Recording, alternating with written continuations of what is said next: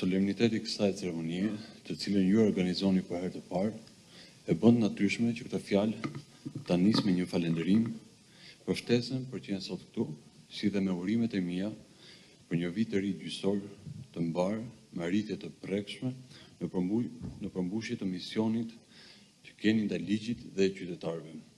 Uroj që ky vit të shënojë sa më shumë vendimarrje të drejta, mbështetur pandashmërisht në pavarësinë dhe llogaridhënien. Dy anë të njëjtës medalje, atë të besimit të publikut te drejtësia.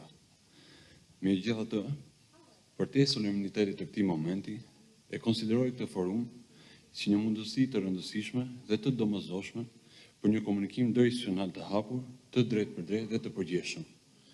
Një mundësi jo vetëm për të evokuar me kënaqësi arritjet pozitive që lam pas, por mbi gjitha me vizionin dhe kurajon e nevojshme për evidentimin dhe trajtimin e sfidave që mbeten të hapura edhe këtë vit.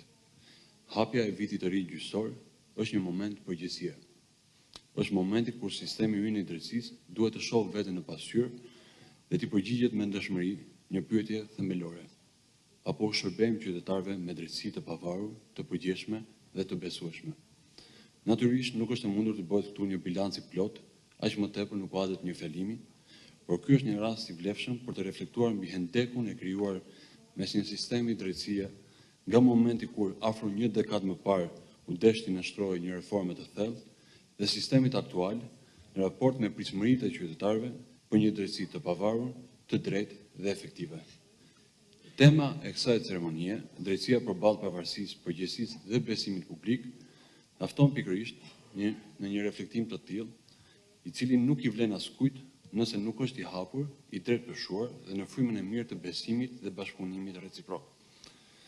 Ruajtja e pavarësisë së drejtësisë është një përpjekje e vazhdueshme, e cila qëndron në themel të një shteti demokratik dhe funksional.